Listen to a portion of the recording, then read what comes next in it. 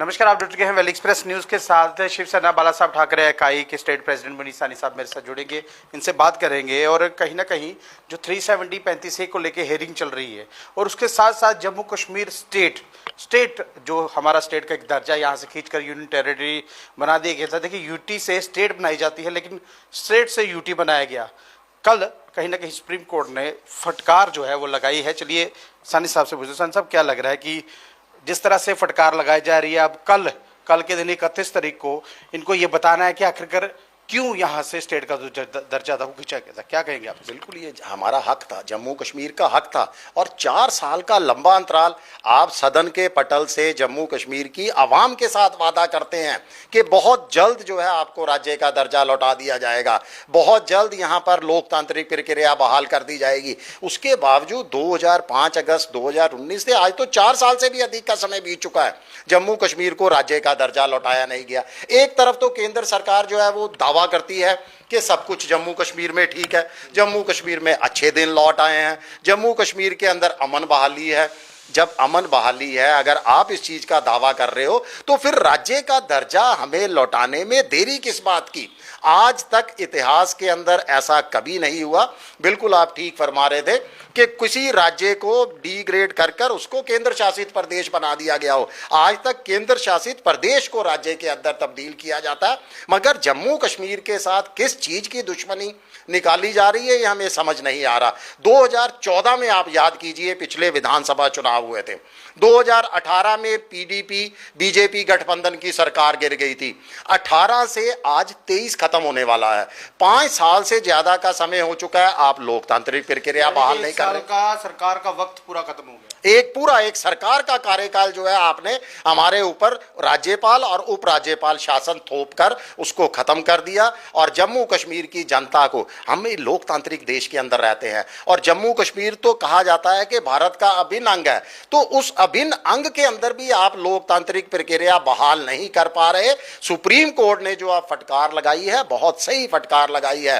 पूछा है कि आप बताइए, आपने इसको केंद्र शासित प्रदेश बनाया था कुछ समय के लिए और इतना लंबा समय अंतराल बीत चुका है, आप यहां लोकतांत्रिक प्रक्रिया बहाल नहीं कर रहे। आपके पास क्या रोड मैप है जम्मू कश्मीर की आवाम के लिए? जो आपने वादे किए थे, क्या रोड मैप है? और मुझे लगता है जो हम लोग तो जम्मू कश्मीर के बाशिंदे हैं, हम लोग की पूरी नजर रहती है जम्मू कश्मीर को लेकर केंद्र सरकार के पास कोई रोड मैप नहीं है। आप देख लीजिए, याद कर लीजिए, 2019 से लेकर आज तक जितने कानून आए हैं, हर कानून का बाहर निकलकर जनता ने विरोध किया है। चाहे वो इस समय का स्मार्ट मीटर का मामला हो, प्रीपेड मीटर का मामला हो, संपत्ति कर का मामला हो, या डोमिसाइल जो शुरू में लाया गया था, हमारा स्टेट सब्जेक्ट खत्म कर दिया गया, डोमिसाइल बनाया गया। आज डोमिसाइल को कोई पूछने वाला नहीं है, वो रद्दी का कागज साबित हो रहा है हर जगह पर। तो केंद्र सरकार क्या रोड मैप के साथ चल रही है, ये सुप्रीम कोर्ट मानिए, सुप्रीम कोर्ट को भी बताया जाए और जम्मू कश्मीर की आवाम को भी बताया। एक चीज पूछूंगा, इंडियन अलायंस की कल मीटिंग होने वाली है, कहीं ना कहीं वहां पर कहा यह जा रहा है कि एक नाम घोषित किया जाएगा जो पीएम के लिए आएगा। सबसे बड़ी बात, जम्मू कश्मीर के लिए आपने कुछ दस्तावेज जो हैं आज कोशिश किया वहां तक भेजने की, ताकि जम्मू कश्मीर को स्टेट का जो दर्जा है वो बहाल किया जाए। और सबसे बड़ी बात, यहाँ पर बेरोजगारी दर जो है लगातार 5 अगस्त 2019 के बाद लगातार बढ़ा है। कुछ हमारे ही लोग कहते हैं यहाँ पर बहुत अच्छा दरिया जो है, दूध की नदियां बह रही है। अब वो क्यों कह रहे हैं ये मुझे नहीं पता, लेकिन यहाँ पर जो होना चाहिए था, क्या वो हुआ? देखिए, हमने इंडिया गठबंधन, हम अपने जो है हमारे पार्टी के शिवसेना उद्धव बाला साहब ठाकरे की जम्मू कश्मीर इकाई की तरफ से एक हमने निवेदन पत्र भेजा है उनको, क्योंकि वो मुख्य घटक दल है शिवसेना इसके अंदर, और इस समय आयोजक है वहाँ पर। जो महाराष्ट्र के अंदर, मुंबई के अंदर जो तीसरी बैठक इंडिया गठबंधन की होने जा रही है, उसका जो है आयोजक भी शिवसेना महाविकास आघाड़ी मिलकर कर रहे हैं। हमने अपने पक्ष प्रमुख के माध्यम से एक चर्चा के अंदर आवाज बुलंद करवाने की एक निवेदन किया है उनको कि जम्मू कश्मीर के मुद्दों पर आवाज बुलंद की जाए। आज जम्मू कश्मीर की कोई सुनने वाला नहीं है। जम्मू कश्मीर के स्थानीय लोगों के अधिकारों का लगातार हनन हो रहा है, जैसा कि हमने पहले भी डिस्कस किया कि राज्य का दर्जा हमें नहीं मिल रहा, जम्मू कश्मीर के अंदर लोकतांत्रिक प्रक्रिया बहाल नहीं हो रही, और सबसे बड़ी बात, 35 सालों से हम आतंकवाद को झेल रहे हैं। 35 सालों से हमारे कश्मीरी भाई विस्थापित जीवन व्यतीत कर रहे हैं। उनकी सुरक्षित घाटी वापसी कब होगी? अब तो कितने 3 दशकों से ज्यादा हो चुका है। कश्मीर के अंदर जो आतंकवाद था वो जम्मू संभाग के अंदर अपने पांव पसारने शुरू कर चुका है। जम्मू कश्मीर का बेरोजगार युवा, जिसको सबसे ज्यादा उम्मीदें थी धारा 370 निरस्तीकरण पर, हमने बहुत उम्मीदें लगाई थी कि यहां विकास की राह पर दौड़ता हुआ दिखाई देगा। हमने कहा कि दूध की नदियां बहती हुई दिखाई देंगी, रोजगार की बौछार होगी यहां पर, जो हमें सबज बाग दिखाए गए थे।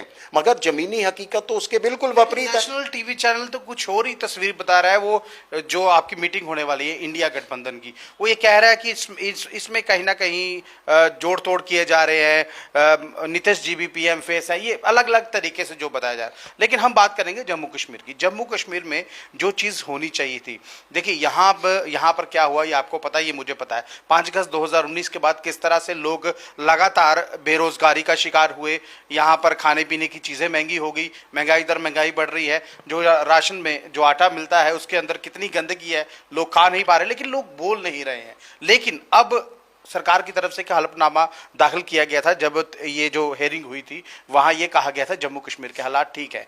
जब स्टेटहुड की भलाई की बात की जाती है तब ये कहते हैं अभी हालात ठीक नहीं है। ये क्यों? देखिए जम्मू कश्मीर को इस समय जम्मू कश्मीर ऊब चुकी है। अब जम्मू कश्मीर की जनता ये जुमलेबाजियों को अब पहचान चुकी है। अब उनकी नजरें टिकी हैं इंडिया गठबंधन पर कि ये जो अलायंस बना है वो सपने संजोए हैं कि अब ये अलायंस शायद उनकी सुनवाई करे। इसी की तरफ हमने पहल करते हुए अपने पक्ष प्रमुख से निवेदन किया है कि जैसे आपने प्रतिनिधि मंडल मणिपुर का आपका दौरे पर गया था, ऑल पार्टीज का, इंडिया गठबंधन का, आप कृपा करके जम्मू कश्मीर के हालातों की, जमीनी हालातों की जानकारी लेने के लिए इंडिया गठबंधन के प्रतिनिधि मंडल को जम्मू कश्मीर के दौरे पर भेजिए। दूध का दूध, पानी का पानी हो जाएगा। और जम्मू कश्मीर के सुध लीजिए, ये भारत का अभिन्न अंग है, इसकी सुध लीजिए। 2019 के बाद भी इन्होंने एक दल भेजा था जो बाहर से घूमने के लिए जम्मू कश्मीर में आए थे। जाइए आप जम्मू कश्मीर का यहाँ पर दौरा कीजिए। क्या वो दल कोई सरकारी कार्य करने के लिए आया था या सिर्फ जम्मू कश्मीर में घूमने फिरने के लिए आया था? क्योंकि ये तो बात करते हैं पर्यटक की, पर्यटक कितना आया।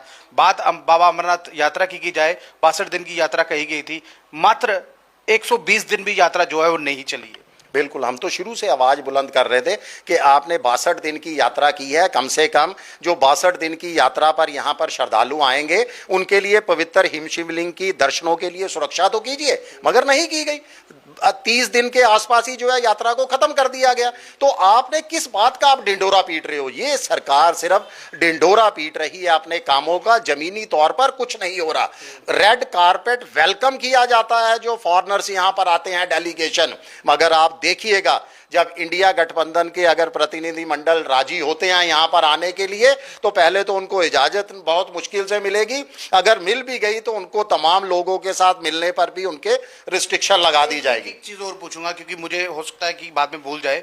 एक मैसेज आया मुझे भी, एक आज उज्ज्वला योजना का एक मैसेज आया है, उसमें ये कहा गया है 200 रुपया सिलेंडर जो है वो सस्ता हो गया है। जब हमने गैस वाले से बात की तो उन्होंने ये कहा कि 200 रुपया आपको सस्ता नहीं हुआ है, आपको सिलेंडर 1100 उतने का ही लेना है, आपको सब्सिडी में पैसे आएंगे। अब जिन लोगों की सब्सिडी नहीं आती उनको 200 रुपये वापस आएगा। बिल्कुल, बहुत लोगों ने छोड़ी हुई है, मैं खुद उनमें से हूं जिन्होंने सब्सिडी छोड़ी थी अपने खुद के तरीके से, क्योंकि सरकार ने भी पहले अपील की थी कि जो छोड़ना चाहते हैं वो अपने स्वयं जो है छोड़ें उसको, सब्सिडीज को। ये देखिए, और 200 रुपये आप सस्ता कर रहे हो किस टाइम पे? आपने लगातार पिछले 9 सालों में सिलेंडर को बढ़ाया। अब जब इंडिया गठबंधन बना आपने देखा कि आपके वोट बैंक जो है अब टूटने लग गया है, तो अब आपको हड़कंप मच गई है, अब आपको अपनी बहनों की याद आ गई है, अब आपको राखी बंधन याद आ गया है कि राखी के त्योहार पर जो है अपनी बहनों को हम तोहफा दे रहे हैं। तो ये तोहफा, बाकी भी तो तोहफे दीजिए ना। जो आपने इतनी महंगाई इस समय सर चढ़कर बोल रही है, आटा, दाल, चावल, पेट्रोल, कोई भी ऐसी आप बताइए आइटम। इन्होंने छोड़ा है सानी साहब, 335 रुपए की तो आटा की गुत्थी आती है। हाँ, बिल्कुल, 3.5 किलो, सॉरी मैं बीच में बोल रहा हूँ, 3.5 किलो आटा इन्होंने राशन पे पर मेंबर दे रहे हैं महीने का। उससे पेट बढ़ता है उसका? 3.5 किलो आटा, 3 किलो 800 ग्राम कहना है। हाँ, उतना राशन दे रहे हैं। देखिए, इस समय जनता बहुत ज्यादा परेशान है, पूरे देश की जनता परेशान है। इसीलिए जनता का जो है अब झुकाव जो है वो इंडिया गठबंधन के अंदर तरफ जा रहा है। इंडिया गठबंधन की तरफ लोग उम्मीदें लगाए बैठे हैं कि अब मोदी सरकार जो है वो अपने 9 साल का जो कार्यकाल का ढिंढोरा पीट रही थी वो भी आप देखिए बंद हो चुका है, क्योंकि वो ढिंढोरे के अंदर कोई दम ही नहीं था। उसमें ये विकास की बात करते थे, विकास किस में हुआ है? विकास जम्मू कश्मीर में ये हुआ है कि आतंकवाद पहले कश्मीर में था, अब जम्मू में आ गया। विकास ये हुआ है कि महंगाई दर पहले कम थी, अब जम्मू कश्मीर उन राज्यों के अंदर टॉप में शामिल हो चुका है जहां पर देश के सबसे ज्यादा उच्च महंगाई दर है। यहां की जो है आर्थिक बदहाली से जूझ रहा है। जम्मू कश्मीर हमारा देश के खुशहाल राज्यों में शामिल हुआ करता था। पहले तो आपने राज्य का दर्जा छीन लिया और उसके बाद वो खुशहाली भी छीन ली। आज जम्मू कश्मीर के लोग निराश हैं, व्यापार यहाँ का चौपट हो लोग चुका है। लिखना शुरू हो गए अच्छे दिन थे ना लोगों के। ये अच्छे दिनों का ही तो ढिंढोरा पीटा गया था, और अगर ये अच्छे दिन है तो मैं तो समझता हूं फिर बुरे दिन कैसे होंगे। शुक्र है कि सरकार ने कम से कम अच्छे दिन बोले थे तो बुरे दिन दिखा रहे हैं। अगर सरकार बुरे दिनों की कोई बात करती तो इससे और बुरे दिन क्या होंगे वो मैं महसूस भी नहीं कर सकता। एम्बेसडर बनाया गया था मोदी जी को, कहा यह गया था बहुत हुई महंगाई की मार अब की बार मोदी सरकार। अब जो महंगाई हुई है, अब कौन सी सरकार? अब तो जुमलेबाजी खत्म हो चुकी है, बहुत हो चुकी जुमलेबाजी की मार।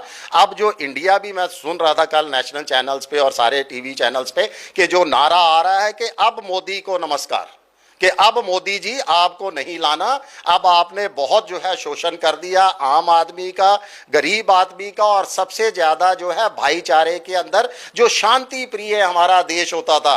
आज कोई भी, मुझे नहीं लगता कि कोई भी राज्य ऐसा बचा है जहां पर कहीं जातीय धर्म के ऊपर दंगे नहीं हो रहे। गुजरात, वहां पर बिजली विभाग में कितना बड़ा स्कैम निकल के आया है, पता ही नहीं चल रहा कोयला कहां से आया था, कहां से लिया, और उनकी ही जेब पर जो है डाका डाल दिया गया। लगभग 300 करोड़ से ऊपर का जो स्कैम है वो निकल के आया है, लेकिन नेशनल टीवी चैनल बताना नहीं चाहते। देखिए, मैं तो कहता हूं कि मीडिया आपसे कुछ सबक ले, आपसे कोई शिक्षा ले।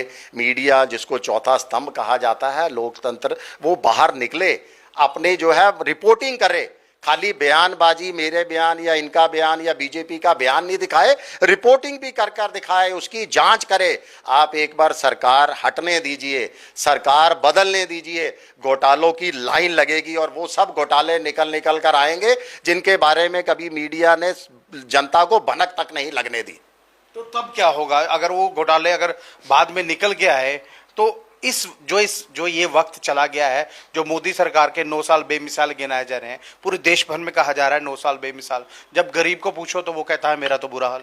बिल्कुल, देखिए, जनता इस समय अपने आप को ठगा हुआ महसूस कर रही है, और यही होगा। जैसे हम लोग आप पछतावा कर रहे हैं कि हमारे साथ क्या हुआ, हमने विश्वास किया, अपना सब कुछ दांत छोड़ दिया, अपना विशेषाधिकार छोड़ दिया, जम्मू कश्मीर का स्पेशल स्टेटस हमने छोड़ दिया। केंद्र की सरकार ने, केंद्र ने जो निर्णय लिया उस पर हमने फूल चढ़ाए। खास करके जम्मू संभाग की जनता की बात करूं, हमने हर केंद्र के फैसले में हाँ मिलाई, बाहर निकले, लड्डू बांटे, ढोल नगाड़े पर नाचे। आज हम भी अपने आप को, सब लोग जो है ठगा हुआ महसूस कर रहे हैं कि हमारे साथ विश्वासघात हुआ है। यही पूरे देश की जनता के साथ विश्वासघात हो रहा है। मुझे लगता है कि शायद यही एकमात्र उपलब्धि रही है केंद्र के अंदर जो इस समय सरकार है उसकी, कि जनता के साथ उसने जो है विश्वासघात के सिवा और कुछ नहीं किया, जनता को गुमराह करने के सिवा और कुछ नहीं किया, जनता को बरगलाने के सिवा और कुछ नहीं किया। आज जगह जगह जो है धर्म जात के ऊपर वोट की राजनीति जो है वो ऊपर आ चुकी है। जनता मुख्य मुद्दों से ध्यान भटकाया जा रहा है, मगर अब जनता समझ चुकी है। जनता इन 9 सालों में यह समझदार हो गई है कि अब वो गुमराह होने वाली नहीं है, ध्यान उनका भटकने वाला नहीं है। आप देखिए, जम्मू में भी बहुत मुद्दों से ध्यान भटकाने की कोशिश की गई। प्रीपेड स्मार्ट मीटर लगाने का जो एक अभियान चला था, जनता उसके खिलाफ सड़कों पर थी, उससे ध्यान भटकाया गया।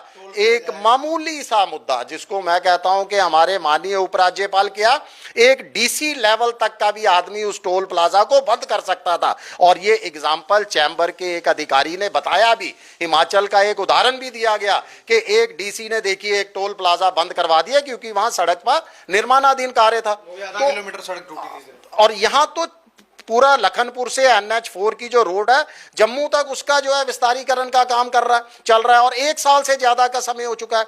आप एक टोल को बंद नहीं करवा सकते। जो बड़े बड़े आप दावे करते हो कि हम जनता के लिए ये कर सकते हैं, वो कर सकते हैं। गडकरी साहब पार्लियामेंट में खड़े हो गए तो ये बोल रहे थे 60 किलोमीटर के भीतर टोल नहीं होगा, जहां रोड कंप्लीट नहीं होगा, वहां टोल नहीं होगा। और सबसे बड़ी बात, अगर 1 मिनट से ज्यादा अगर गाड़ी टोल पर खड़ी रहती है तो टोल फ्री होगा। तो यहां पर हुआ कहीं कहीं पे भी नहीं है, देश में कहीं पर भी नहीं है। ये सिर्फ बयानबाजियों तक सीमित है। क्यों सीमित है?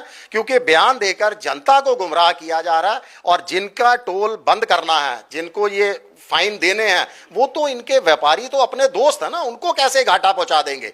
ये इनको जनता के साथ कोई सहानुभूति नहीं है।